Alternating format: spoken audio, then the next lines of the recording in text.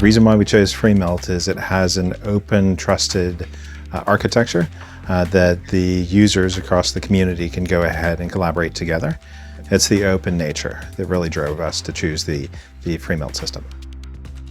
By enabling open source, we can get better collaborations with companies, with other research institutes, but also be able to get access to and handling more kind of data. I use AI a lot and it speeds up what we can do, and you also find new ways to do it. It's also very helpful. I have some old code snippets. I can just place them in the AI and use it to comment or make it more effective and get it working faster and so on. And I think it's also easy for new users who can kind of use AI to get an idea of how you can make your files. The Freemelt systems, the open source nature of them, as well as the pixel melt spot melting system, are massive game changers in the manufacturing of tungsten.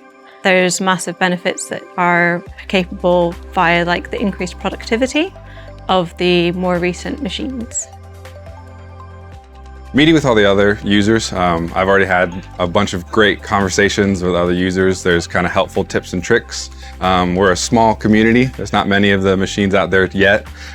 So hearing everyone else's experience has been super helpful for us.